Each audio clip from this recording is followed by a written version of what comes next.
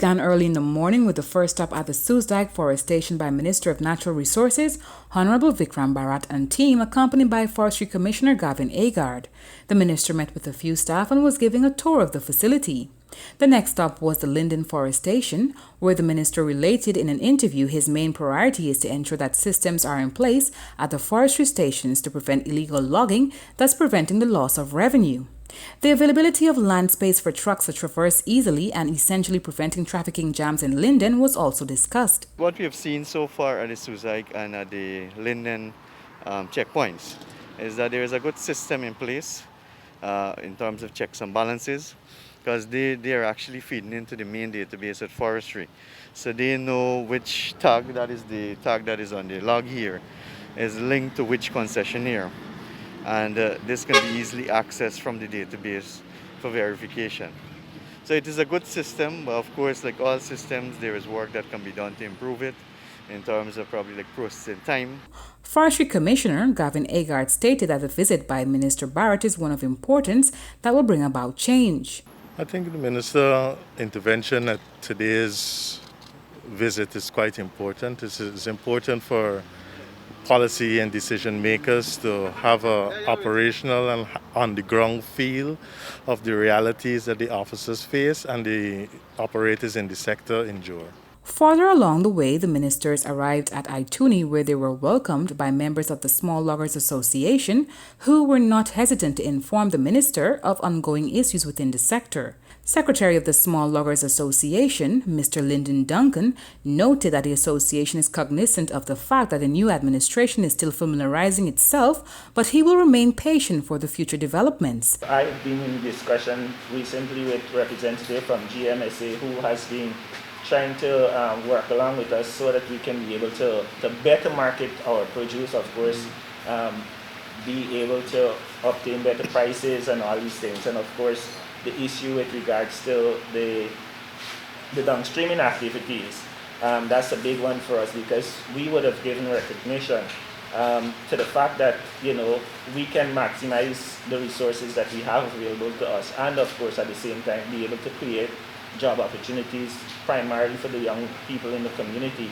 Several issues were raised at the meeting, including access to finances for venturing into value-added activities and the lack of representation for small loggers on the Guyana Forestry Commission board. Minister Barrett assured members of the association that their concerns will be thoroughly addressed. He noted that mining and logging benefits thousands of Guyanese, and the PPPC government will not sidetrack the two sectors.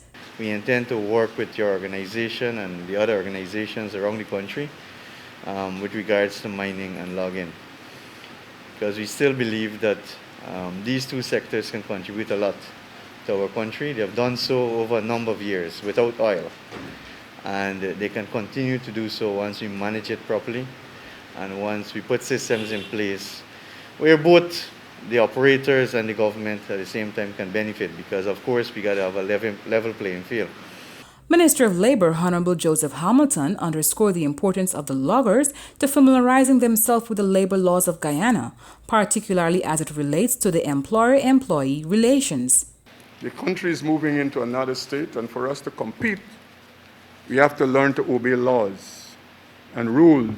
You can't qualify in some areas because we are not at a standard. And in your activity and everything you do, those two things are important. I just thought I'd say that to you. There will be continued engagement from the Ministry of Labour with all and sundry through the length and breadth of Guyana. And Labour officers will be stationed. And my idea is to have the community. I don't want to impose nobody from Georgetown. The community must say to Labour, this is a bright young boy or young girl that we are recommending for training to be the Labour officer and to be the occupation. That is how I want to do it. Moving on from Ituni, the ministers and their team traveled via road and river to Kokwani, where they inspected the Kokwani Forestation and met with Logging Association in Kokwani at the Empowerment Center. Workers and residents turned out to welcome the ministers as more than 100 gathered at the facility to hear their concerns. One young logger at the Kokwani meeting called on the minister to look into loggers' livelihood, urging the need for change and good representation at the management level. That a representative from Region 10 area can sit on the board of directors of the commission. Why we're not, small loggers in whole are not being represented fully their minister. And we believe with someone who has the qualifications, the experience to sit on the board, they can represent small loggers at those forums. Minister Barrett committed to addressing the matter. What we can do is to put systems in place where your similar organization like yours and you can have some kind of interaction with the management, with the board members, maybe quarterly, maybe half yearly, or even monthly if possible, because I know the issue with traveling and getting to Joshua at times, or even management coming here. Minister Hamilton acknowledged there needs to be restructuring of the system. We will do everything necessary that you don't become a dependent on Rusal or anybody else. That is a fundamental issue. And that is where training and retraining of our people comes in. And as I said, I will be expanding the Board of Industrial Training program to allow for such training in every part of Guyana being done equally. Coastal, interland, river, mountains, wherever you are.